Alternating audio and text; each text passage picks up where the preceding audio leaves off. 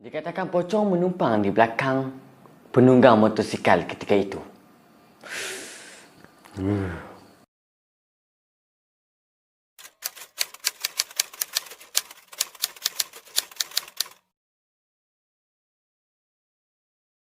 Assalamualaikum.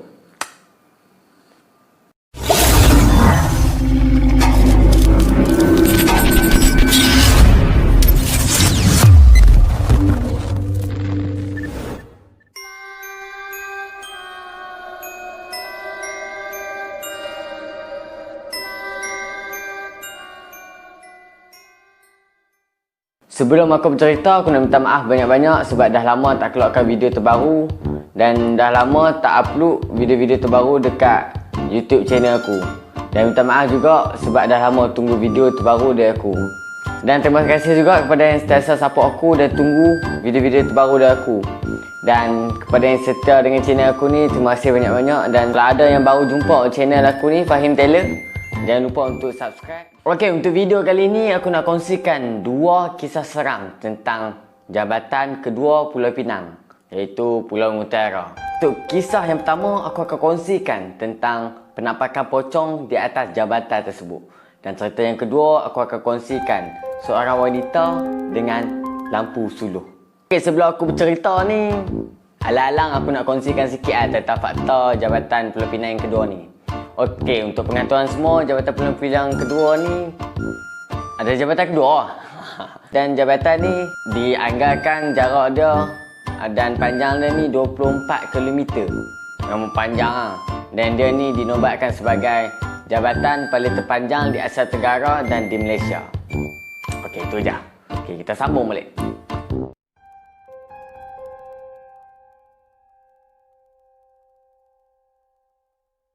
Ada satu malam ni, seorang pengguna jabatan tu jabatan kedua tu, dia seorang penunggang motosikal. Dia ternampak dan terlihat pocong lompat-lompat dekat atas jabatan tu. Lompat-lompat siap dekat atas jabatan tu. Okey, tak habis. Tak silap aku sebagai anak jati Pulau Pinang ni. Tak silap aku, kisah ni viral tak. Kisah ni tular dekat media sosial apa semua. Yang mana mereka ternampak pocong dekat atas jabatan tu. Waktu tu seingat aku baru pembukaan dan penggunaan jabatan kedua tu. Memang baru sangat. Kalau dia ternampak saja tak apa. Ni dia sempat ambil gambar pocong tu sendiri. Dia ambil gambar, dia sempat seram weh. Dia ambil gambar dekat atas jabatan tu. Gambar pocong. Aduh. Ada juga orang kena ganggu dekat jambatan tu, membabitkan seorang penunggang motosikal kak. Tapi kali ni dia menumpang dekat belakang. Okey, nak dengar cerita kan? Okey, nak dijadikan cerita seorang penunggang motosikal ni, orang pengguna jabatan yang kedua sebagai jalan perhubungan dia untuk pergi ke kerja. Okey, pada satu malam ni dia diganggu oleh sepocong. Dia diganggu ni macam cerita drama, cerita seram-seram Malaysia kan. Pada malam tu dia baru balik dari kerja dalam pukul 12 macam tu, balik kerja. Mungkin dia OT ke apa kan, kita tak tahu. Dia balik kerja tu dia guna jabatan yang kedua juga untuk balik ke rumah dia. Dan semasa dia balik ke rumah dia tu, masa dia menunggang motor, dia rasa macam biasa, macam kita bawa ringan sebab dia naik seorang, rasa ringan apa semua tu. Lepas tu tiba-tiba macam diri dia ni rasa macam tak sedap hati, sejuk tiba-tiba kan. Sebab kat jabatan tu, bawah tu apa semua tu memang low time malam memang sejuk. Kalau tak pakai baju sweater ke apa kan, tak pakai baju sejuk kan, memang out. Lepas tu dalam ke-3 hingga ke-2 minit dia gunakan jabatan tu, tiba-tiba dia rasa motor dia tu macam berat, macam ada orang tumpang dekat belakang dia. Dan dia rasa macam lain daripada yang lain kan. Sebelum dia balik kerja tadi dia rasa okey, sampai dia masuk jambatan tu 2 ke 3 minit dia rasa berat. Kalau berat belakang ni ada benda lah tu, makhluk-makhluk lah kan. Lepas tu dia perlahan-lahan tengok ke belakang menggunakan side mirror dia, semi sisi motor tu kan. Sekali dia tengok, nampak gula-gula putih. Maksudnya pocong lah, nampak pocong. Tapi seram lah. bagi aku penggunaan jabatan kedua ni baru pergi time tu. Kira macam tak selamat lah ketika tu. Memang banyak lah kes orang nampak pocong. Time tu memang tu lah video tentang pocong, tentang gambar pocong. Memang agak bahaya sebab apa-apa boleh jadi time tu lah. Sebab dia panjang 24 km. Memang ketika tu hang nak patah balik pun tak boleh. Kena straight sampai kat tempat hang, sampai penjuru balik. Kira bahaya lah. Aduh.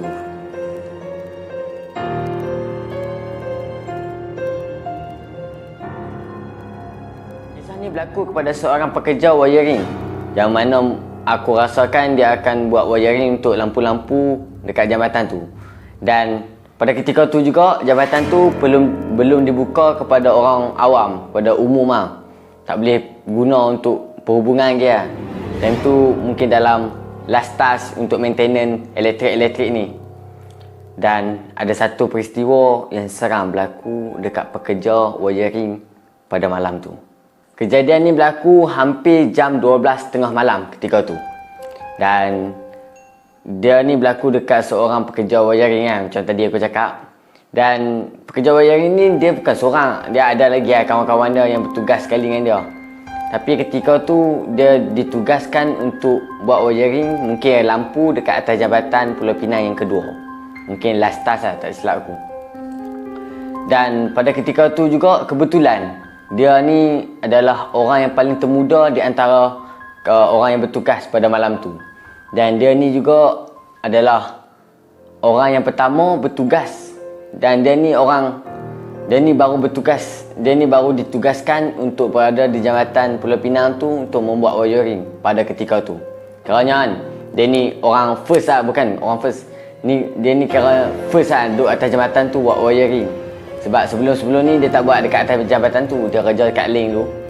Dan ni mungkin kerja dia kan. Sebelum lepas semua ni nak tugas kan, ada seorang pekerja veteran ni, pekerja lama dekat atas jabatan tu.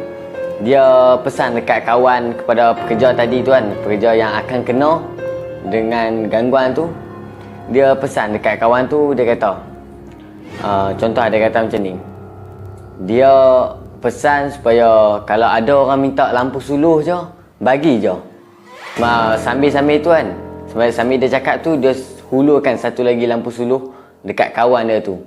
Kerana dia macam ada peristiwa akan berlaku lah dekat malam tu. Aku duk syok pekerja veteran tu kan, macam ahli nujum lah. Dia boleh jangka benda semua kan. Kira orang otak kan, dia boleh teka semua. Lepas tu kan, pekerja yang tadi tu rasa macam pelik lah kan. Siapa yang nak minta lampu suluh kat lepa kan? Tak ada duit nak beli neri. Yang tu kata lepa lah. Lepas tu dia pun okey lah. Lepas tu pekerja tadi pun tanya dekat kerja veteran tadi, pekerja lama tadi, sebab apa nak bagi lampu suluh kan? Dia kata ikut je apa yang dah beritahu. Lepas tu pekerja yang tadi, pekerja muda tu kata okey lah, dia ikut je lah. Dia pun tak tahu yang pekerja veteran tu bohong dia ke apa. Dia pun dah fikir macam-macam macam tu. Selepas tu mereka pun pergi untuk tugas, untuk buat wiring kat sana. Dan semasa sibuk, busy lah time tu, duk buat kerja, tiba-tiba pekerja muda tadi tu terperasan ada seorang kelibat wanita yang berdiri dekat belakang dia. Dia pun cepat-cepat lah toleh kat belakang dan suluhkan lampu tu dekat wanita tu. Lepas tu seram weh, seram, serius seram kali. Tiba-tiba kan, kejut weh, terkejut pekerja tu. Bayangkan, dia kali-kali dia ternampak satu kelibat yang mirip seperti wanita tua. Rambut kusut gila. Lepas tu rambut tu panjang sampai tutup muka. Lepas tu semasa dia duduk belakang tu juga, perempuan tu macam ulur tangan. Macam meminta sesuatu. Tapi dia tak tahu benda apa. Dia blur time tu, blur. Time tu, memang gigil lah, memang bergetak time tu. Bayangkan orang tua ada dekat jambatan tu semasa jambatan tu tak buka. Dia pun tak sedar hati lah kan. Memang dengan badan getak, badan sejuk. Lepas tu dia lagi takut lah sebab dia perasan kaki wanita tua tu tak cecah langsung tanah. Macam terapung lah. Macam kungfu hasil. Ping. Seram weh, seram. Selepas tu tiba-tiba dia teringat kata-kata pekerja veteran tadi, yang mana suruh bagi lampu kalau orang minta kan. Lepas tu dia pun terus bagi lampu suluh dia. Dan pada ketika tu perempuan tu ambil dan terus berjalan pergi dari dia. Memang Sibik dia teringat. Kalau dia tak teringat tu, tak tahu. Yang tu baru sikit. Tapi yang paling seramnya, lepas dia bagi tu, lepas tu perempuan tu jalan kan, dari jalan pergi dia kan, dalam sekelip mata perempuan tu hilang tiba-tiba dari pandangan dia. Seram apa. Memang dahsyat betul cerita dia ni. Lepas tu dia memang gila, bergeletak. Memang time tu memang takut gila. Tapi sebab amanah dan tanggungjawab yang diberi ketika tu, dia bagus. Aku respect abang tu, dia bagus. Dia tak tinggal kerja dia. Dia tahan sampai dah habis kerja tu, dia terus jumpa pekerja veteran tu, yang pekerja yang beritahu dia tadi tu. Memang aduh. Selepas dia tanya dan cerita macam-macam dekat pekerja veteran tadi tu, rupa-rupanya pekerja veteran tu beritahu memang terlibat yang menyerupai wanita tua tu selalu ada kat Jabatan Pulau Pinang tu. Selalu kacau pekerja-pekerja yang buat maintenance apa-apa dekat jabatan tu lah. Selalu minta lampu slow. Tapi yang peliknya, kenapa dia minta lampu slow? Awal dia tak minta duit, beli ayam ke apa kan? Lepas tu, dan motif dia minta lampu slow tu aku tak tahu. Dan pekerja veteran tu pun pesan sekali lagi, kalau sekali lagi dia datang, bagi je lampu suluh tu dekat wanita tua tu. Dan tu je cara yang paling. Dan jangan lupa untuk bawa lampu spare lah ketika tu. Kalau tak bawa lampu spare, memang jalan gelap lah time tu. Lampu tak ada. Lepas yang buat lampu time tu, memang tak ada lah lampu elektrik, lepas off lah. Aduh. Tapi menjadi tanda tanya kepada seluruh rakyat Pulau Pinang dan seluruh rakyat Malaysia pada ketika ni dan pada ketika tu. So, macam mana kisah tentang video aku kali ni tentang kisah seram Jabatan Kedua Pulau Pinang? Dan macam biasa, jangan lupa untuk subscribe channel ni dan jangan lupa untuk like, comment and share.